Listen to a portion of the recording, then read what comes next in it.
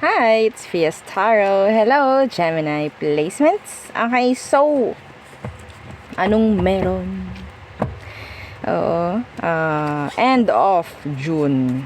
So, yun po ang titingnan natin. Again, kung may tanong, mag-message po direct. Okay, so, private readings, charms, just message me, okay? So, yeah. Limited stock po yung ating spray, yung ating oil, yung ating third party kit. Okay. So, let's see. End of June. What to expect? Mga Gemini. Let's see.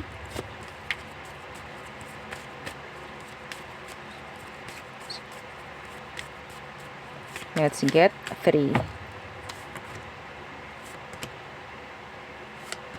Okay.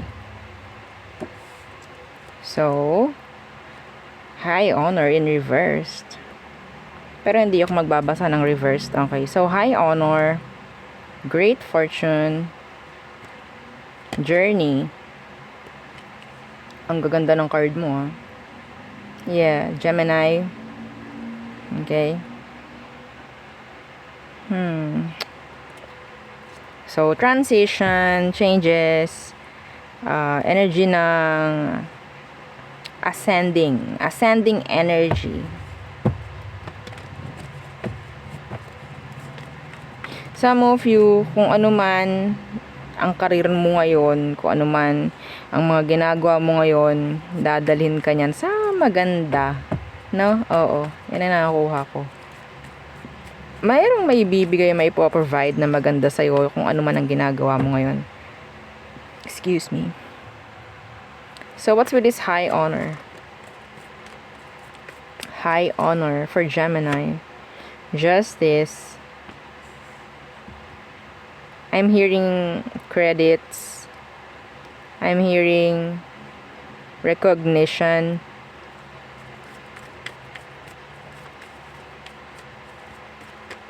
Salute.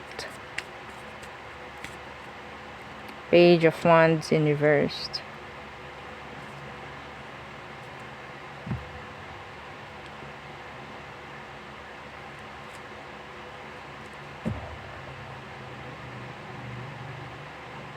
This is something na parang hindi po na process, no, nung mga nakaraan na buwan, mga nakaraan na taon. And I think bago po mag-end ang June, may chance po na parang ma-open muli. Okay, this could be case ng mga hindi po natapos, mga ganyan. I'm channeling. Okay. Meron na mga kasama sa honor na dati hindi nakasama. So, what's with this great fortune? The Devil in reverse. Alisin mo lang talaga lahat ng hindi magaganda mong ginagawa, Gemini. Yes, alam ko naman may mga ginagawa kang hindi maganda. Tanggalin mo. I-lessen mo kung hindi mo kayang tanggalin agad. I-lessen para mas maging maganda ang pasok sa'yo ng mga blessings and opportunities. Kasi kapag may masama kang ginagawa, pabigat yan eh. Parang pinapabigat mo lang yung frequency mo. Ikaw lang din, no? Ang magpapagaan.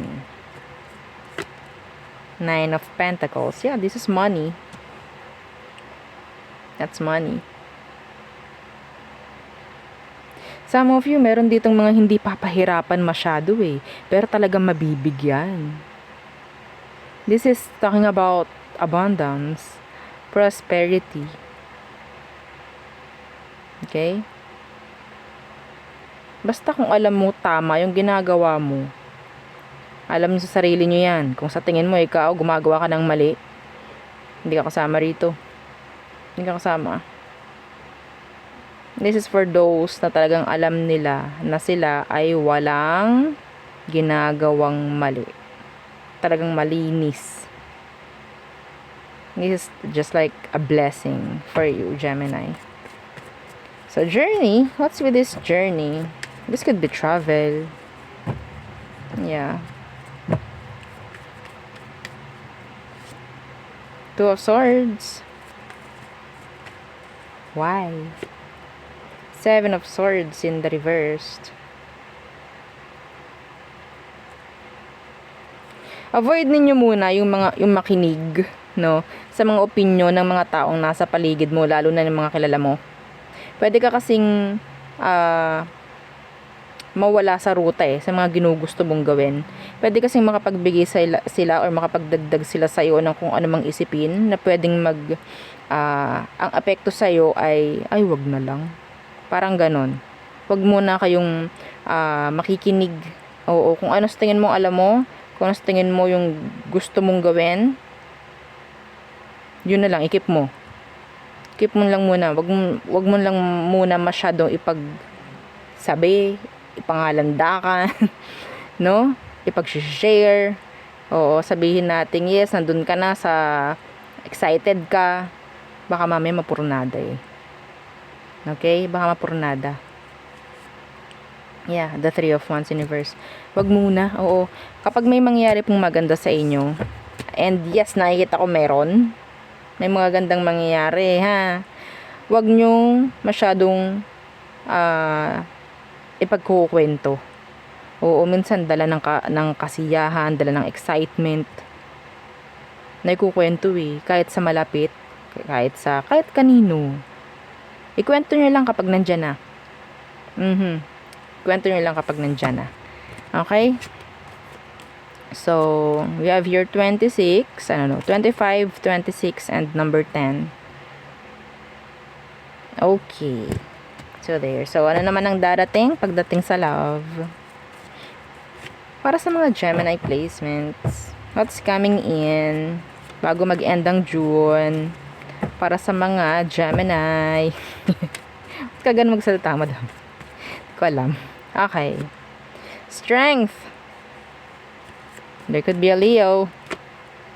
The Tower na hindi mo ma-avoid. Talaga naman, Gemini.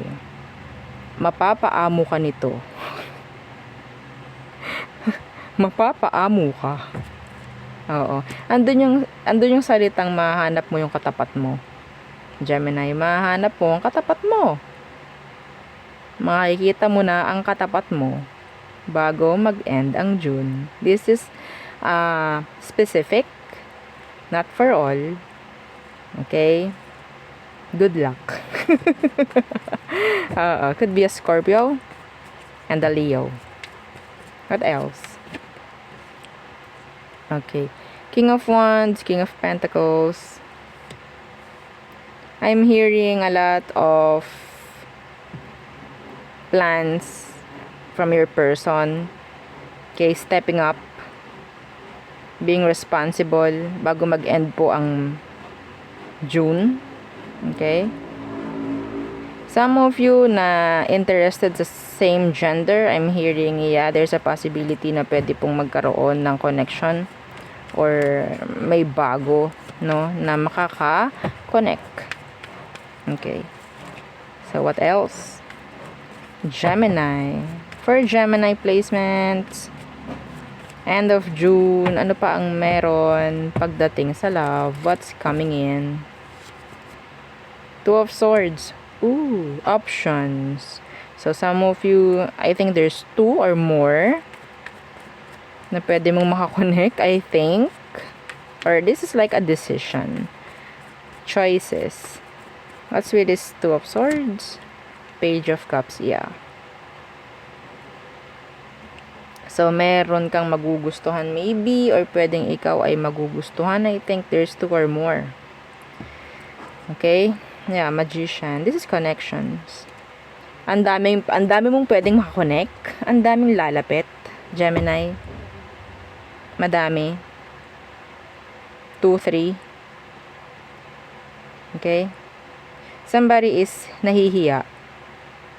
May mahiyain. Meron din ditong gustong mag-sorry pero hinahayaan nila na yung sarili nila na parang para nilang hinahayaan na bahala na, parang ganon. Ina-avoid nila na magsabi ng nararamdaman or magsabi ng sorry sa'yo. Okay?